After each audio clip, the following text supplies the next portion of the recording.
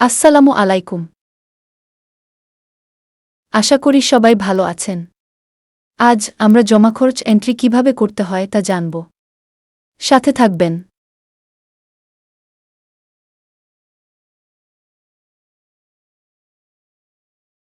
এইটি জমা বাটন এবং এইটি খরচ বাটন। জমা বাটনে ক্লিক করলে আপনি একটি জমা ফরম পাবেন। এখানে প্রথমে আছে জমার তারিখ, তারপর লেনদেনের ধরন, এরপর হিসাবের ধরন, খতিয়ানের শ্রেণী, খতিয়ানের নাম এবং হিসাব বা ব্যক্তি বা কাস্টমারের নাম, জমার পরিমাণ ও মন্তব্য।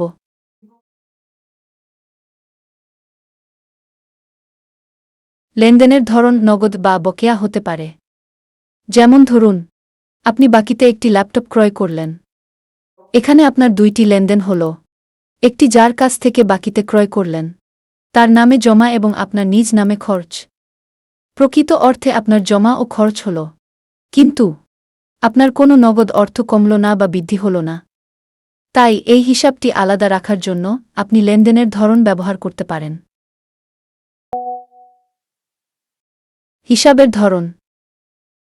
মূল হিসাবের ধরন তিনটি: সাধারণ জমা ও খরচ, অর্থাৎ যে জমা বা খরচের দায় বা সম্পদের মধ্যে পড়ে না, যেমন ধরুন পারিবারিক বা সাংসারিক খরচ, ইউটিলিটি বিল, চিকিৎসা খরচ, শিক্ষা খরচ।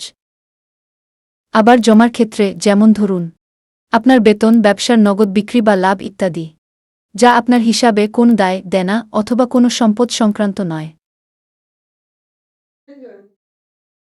দ্বিতীয়টি সম্পদ হিসাব।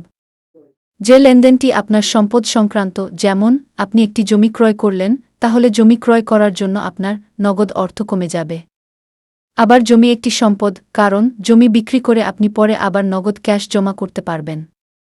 তাহলে আপনি যখন জমি ক্রয়ের হিসাবটি খরচ খাতে এন্ট্রি করছেন, আপনি যদি সম্পদ সিলেক্ট করে খরচটি এন্ট্রি দেন, তবে আপনি সম্পদ হিসাবে জমির দাম জমা দেখতে পাবেন। শেষেরটি হল দায় বা দেনা। আপনার যে লেনদেনগুলো দায় বা দেনা সংক্রান্ত, জমা খরচ করার সময় দায় সিলেক্ট করলে আপনি আপনার সকল দায়, দেনা সংক্রান্ত সকল তথ্য জানতে পারবেন এবং আপনার প্রকৃত অর্থনৈতিক অবস্থা জানতে পারবেন।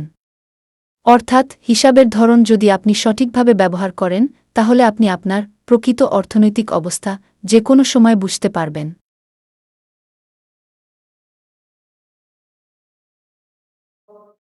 এখন আসুন খতিয়ানের শ্রেণী। খতিয়ানের শ্রেণী আসলে ব্যবসায়ীদের জন্য বিশেষ প্রয়োজন। একজন ব্যবসায়ীর একাধিক ধরনের একাধিক ব্যবসা থাকতে পারে। যেমন একজন ব্যবসায়ীর 2টি মুরগির খামার, 3টি পুকুর ও একটি দোকান আছে। তাহলে তার মোট 3 ধরনের ব্যবসা আছে: মুরগি পালন, মাছ চাষ ও দোকান। সুতরাং এই 3টি হল খতিয়ানের শ্রেণী।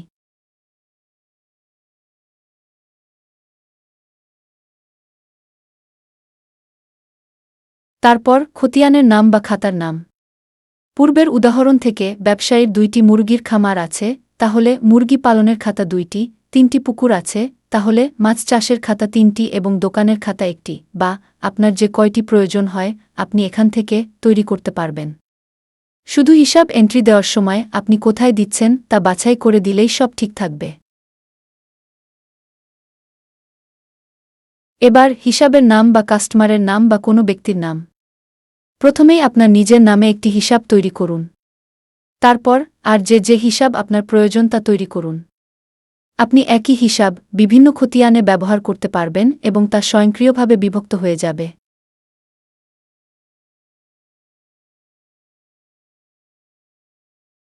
এখন চলুন আমরা একটি হিসাব এন্ট্রি করি এবং শিখি।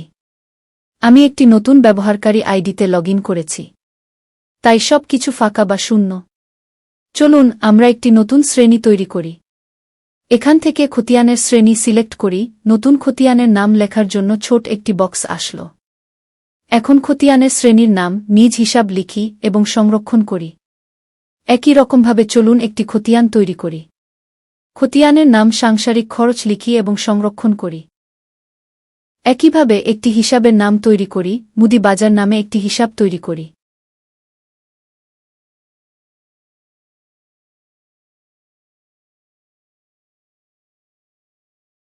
এবার খরচ ফরম খুলি।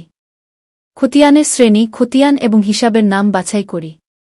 খরচের পরিমাণ লিখি, প্রয়োজন হলে একটি মন্তব্য লিখি। এখন আমার যদি একই শ্রেণী এবং খতিয়ানে একাধিক হিসাব এন্ট্রির দরকার হয়, তাহলে এখান থেকে নতুন সারি যোগ করি এবং হিসাবের নাম বাছাই করি। তারপর খরচের পরিমাণ ও মন্তব্য লিখি এবং সবশেষে সবগুলো সংরক্ষণ করি। বাটনে ক্লিক করে সব সংরক্ষণ করি। আমরা একইভাবে জমা ফরম খুলে জমা এন্ট্রি করতে পারি। হুবহু একই রকম ফরম। আশা করি এই টিউটোরিয়াল থেকে আমরা খতিয়ানের শ্রেণী, খতিয়ান এবং হিসাবের নাম তৈরি করা সহ জমা খরচ এন্ট্রি শিখতে পারলাম।